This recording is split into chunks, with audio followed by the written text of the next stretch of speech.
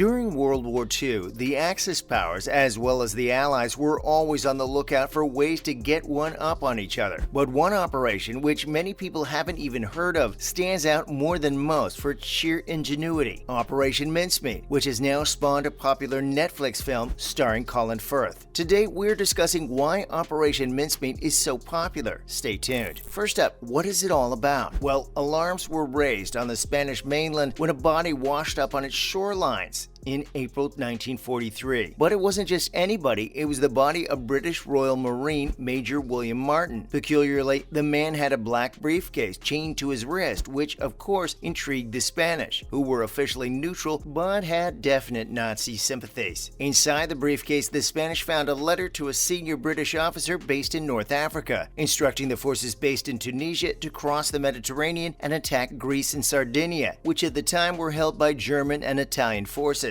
Of course, the Nazis found a Spanish officer in Madrid who was sympathetic to their cause, who relayed the news to them and were able to transfer troops from France to Greece to surprise the British. But there was one problem. It was one big setup. The British had acquired the body of a Welsh tramp and created a fake ID and backstory for Major William Martin. The body was released into the ocean just off the Spanish shore in a special case, so the body didn't deteriorate so much and added to the drama by pretending to do their best to get the body back. The Nazis fell for it, hook, line, and sinker, and British troops were able to waltz into Sicily largely unopposed, saving untold numbers of Allied lives in the process. Some have even suggested Operation Mincemeat was the beginning of the end for Mussolini. Incredible. So, who's in the movie? As we mentioned earlier, this incredible true story features the King's Speech actor Colin Firth, who stars as Naval Intelligence Officer Ewan Montague. The character is integral to the story and even designed Martin's fake IDs himself before taking the plan to Charles Cholmondeley, played by Succession's Matthew Macfadyen, to put the finishing touches on the plan. Also a part of the story is Ian Fleming, who penned the James Bond novels from his experiences as a British naval intelligence officer. Fleming is played by musician and actor Johnny Flynn and is joined by Boardwalk Empire actress Kelly MacDonald, who will be starring as Jean Leslie. Also stopping by for some fun and games are Penelope Wilton, who plays Hester Leggett, as well as legendary English actor Jason Isaacs, who has also starred in movies such as the Harry Potter franchise, as well as at different times in his career playing both Superman and Lex Luthor in different movies. Isaacs will play Navy officer John Godfrey, who was apparently the inspiration for M in the James Bond novels. The rest of the lineup is filled out by acting talents such as the late Paul Ritter, as well as Mark Gatiss, Mark Bonnar, and Hattie Moorhan. And Simon Russell Beale also stops by as Sir Winston Churchill himself. Have you seen this one yet? If not, why not? If you have, let us know what you thought of it below. So why is the movie so popular? Stay tuned to find out. Of course, everyone loves a true story, as well as a classic bit of espionage, especially when it leads to the lives of countless servicemen and women, as well as civilians being saved. And what better premise for a movie than a true story that actually made the Nazis look like complete amateurs? I'm sure we can all get on board with that, right? Add to this the fact that the story itself is completely moving and the cast do an excellent job of telling it without all the bells and whistles that you often see with espionage movies such as this. The cast and crew have kept it simple, and for this reason, Operation Mincemeat shines bright. And even when we think we know the story inside out, the movie genuinely surprises us in parts. Firth and Macfadyen do a stellar job at playing two men who clearly didn't like each other, but put their differences aside for the good of the country, and by proxy, the world. The ingenuity that we see the characters filled with in the movie is one of the reasons why fans love it so much, and why it is so popular, almost to a point that is too much to believe. Of course, it is difficult to tell a story such as this without it coming across as completely unbelievable, but Operation Mincemeat gets the narrative just right. Give us your rating out of 10 below. Let's discuss those parts that might not have been historically accurate now. As you will have noticed if you've watched the movie, some of it revolves around a largely fictional love triangle between our two British officers and Jean Leslie, who is played by the excellent Kelly MacDonald. Montague and Cholmondeley are both seen actively pursuing the character of Jean in the movie, and at various points do their best to win her heart. However, the movie makers largely made this whole thing up, just so the viewer had something else to focus on to break up a completely procedural plot. Director John Madden did, however, confirm that Montague and Jean really did call each other Bill and Pam, which is a fun little fact. The guys behind the movie also had to simplify the story a lot. The body was found by the Spanish as planned, but the whole plot was nearly spoiled as the Spanish official who the body was handed over to was actually loyal to the Allies, and he almost sent the body back to England. And Madden said that at this point, the story really spins off into another world without our main characters, which would, of course, be interesting to learn all about in itself. Wow. Of course, the crew had to cut a lot of the real story out, so yes, pretty much everything else we see on screen was actually a part of the true version of events. What is the craziest story like this you've ever heard of? Let us know below. Next up, another insane true story from World War II. Stay tuned. We basically have Norway and a team of their crack commandos to thank that Adolf Hitler never actually got his hands on nuclear weapons. Phew. The Germans occupied Norway from the early 40s until the conclusion of the war and actually set up a nuclear research station in Scandinavia. And terrifyingly, they were pretty close to achieving their goals. Nazi officers had taken over a heavy water factory in Telemark, which is, of course, integral to making plutonium, which terrified the Brits so much that they sent a group of 30 officers to shut it down by any means necessary. However, terrible weather and the Gestapo made sure they didn't achieve their goals, or come back alive for that matter. Enter 11 Norwegians. They were tasked with getting across a Nazi-held bridge across an almost 700-foot gorge. But as if that wasn't enough, there were also a ton of mines and guards all over the place. So what did they do? Well, simply climb down the gorge with their ice equipment, of course. They snuck into the factory, placed their explosives, and were about to set them off when the caretaker of the plant, a Norwegian they were holding at gunpoint, announced his glasses were still inside. Naturally, that old Scandinavian hospitality kicked in, and he was allowed to go in and retrieve them before it was blown to smithereens, with 0 casualties. One of them even returned later to take out the ferry the Germans were using to evacuate the heavy water they already had. Wow. And finally, some worrying MI5 news. Of course, British intelligence was integral to stopping Hitler, but it seems standards have slipped. Recently, one agent used his status as an intelligence officer to abuse his former partner, an expose has revealed. Worryingly, the agent, who can only be named as X, was said to have terrorized the women using various methods. He attacked her with a machete, then threatened to kill her, which has all been backed up by a video she took of the harrowing incidents. She said, "There was so much psychological terror from him to me that ultimately culminated in me having a breakdown." And even more worrying is the fact that MI5 bosses are alleged to have tried to cover up the story and stop it making the news, which is horrifying. The BBC published the unbelievable news after winning a high court battle after the Attorney General had tried to block their initial attempts. But the High Court saw sense as the BBC argued that the man was a danger to women and posed an ongoing threat. Apparently, the man in question had told his ex-partner that she wouldn't be able to report him because of his work for MI5. Disgusting. What do you guys make of this? As always, thanks for dropping by today. And remember to swing by again next time for some more fun and games. And why not do us a solid by liking and sharing today's video, as well as subscribing to our channel so not to miss out on more great bits and pieces going forward. Bye guys.